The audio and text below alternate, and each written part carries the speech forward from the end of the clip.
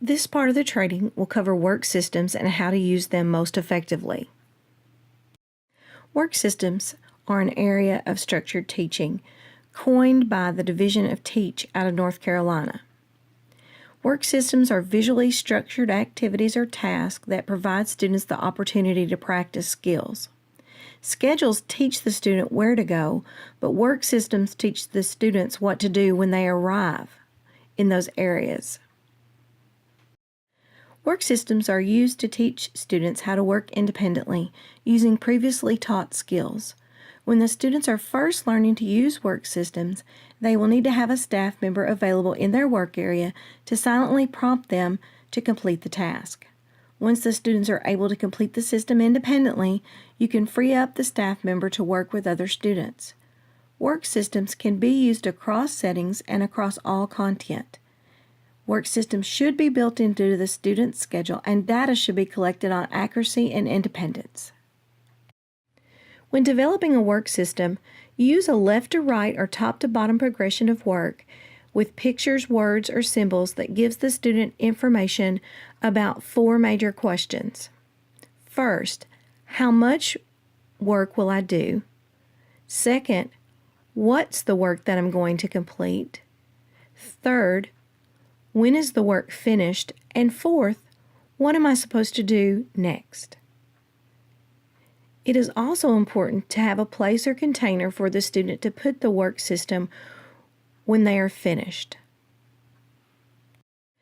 These are examples of places or containers where the student will put their work when they are finished. Finished should always be placed to the right or bottom of the work area to ensure consistent progression from left to right or top to bottom. Keep in mind when making work tasks, they too should be designed to follow either a left to right progression like we read or a top to bottom progression like we work. The appropriate progression can be determined by observing the student when they work to see which progression he or she prefers. Work systems should be in the student's mode of communication and tailored for each student's ability level. We should always be teaching to move towards independence. This includes fading of prompts for both following a schedule and completing a task, as well as ensuring that the materials are well organized with workspaces free of clutter and distraction. Sometimes students are reluctant to work, but if we incorporate their areas of interest into the work system, we may increase the likelihood of them performing the task successfully. To determine the best way to organize the task, formal or informal assessments of how the student works can be done. Do not make it too complex and keep it simple. There are 3 main ways to organize work tasks. First, you could use a left to right progression where the tasks are placed to the left and then the student completes them in order at first, but may learn to complete them in any order as they progress. Completed tasks are then placed to the right on a shelf or container to indicate finished. This way keeps all materials close at hand. Second is a matching work system, where a mini schedule or list is developed using pictures. The materials do not have to be close at hand, and the student can get up and go get the work systems and then return it to the location when completed. However, it may be necessary for some students to have their materials close to their workstation. A finished area does not have to be used but is recommended. Finally, a written list can be developed where the student follows the list in order of tasks to complete, much like a task analysis. The students do not have to have a finished location but can return the work system back to any location. Materials do not have to be close for this to be effective.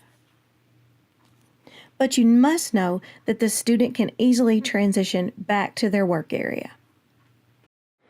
The following slides show specific examples of various work systems from simple matching to written level work systems. This work system is a random color matching task box system with transition card to indicate what student will do when they are finished with their work. This is a simple icon level system where student moves activities from left to right as they are completed. This left-to-right matching work system incorporates the student's high area of interest for increased attention and engagement.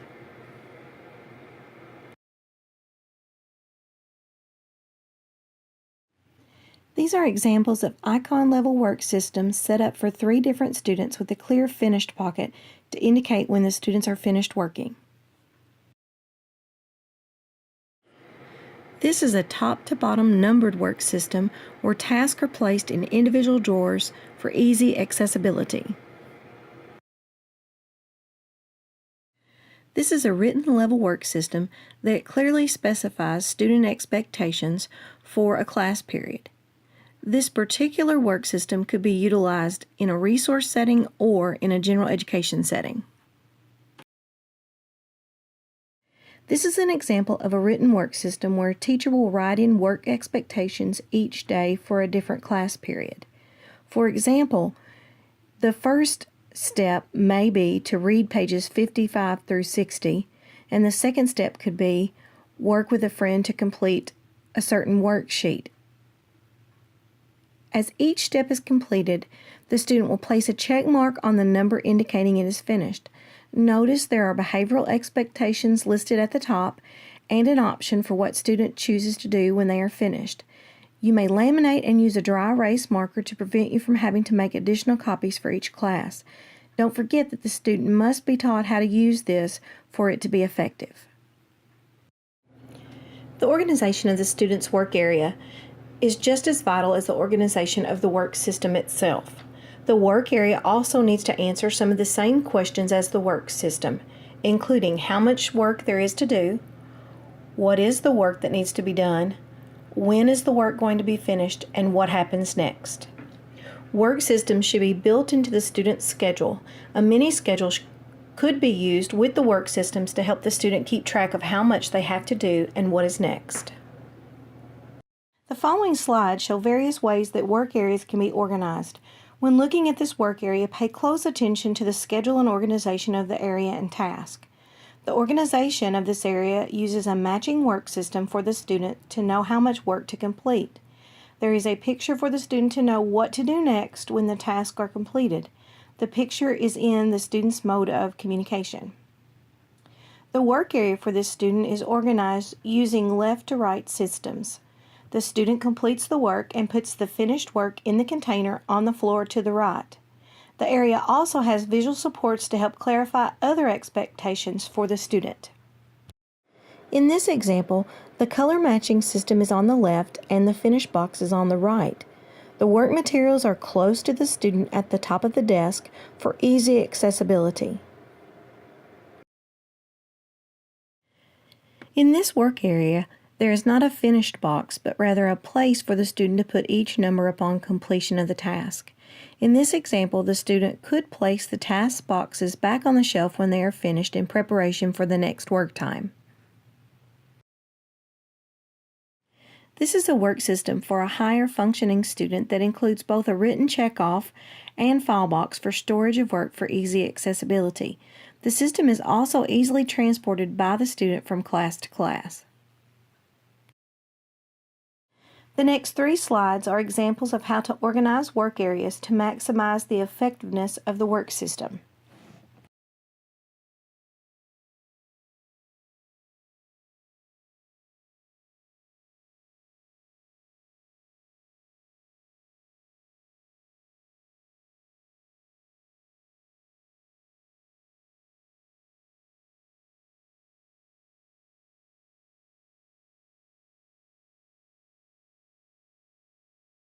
Here are some examples of how to store work systems, as it can be a daunting task when space is limited in your classroom.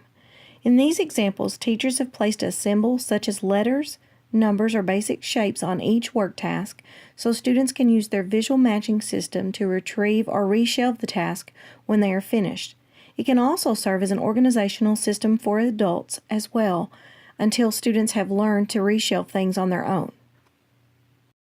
This example shows a task box system for storage and easy access. If having all of these systems is distracting for your students, you may consider covering the area with a curtain, bed sheet, or shower curtain when not in use. Some students travel to different classrooms throughout the day, but they can still use work systems to assist in helping them stay on task to complete their work in those optional settings. Work systems can be carried from class to class as seen in previous examples, or they can be kept in the setting where the students will be needing them. This is helpful when the work system needs to be individualized based on a particular content area.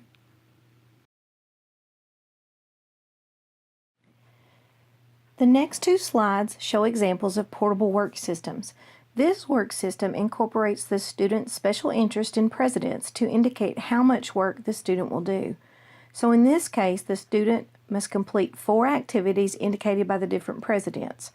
Once the student matches all the presidents, his or work is finished.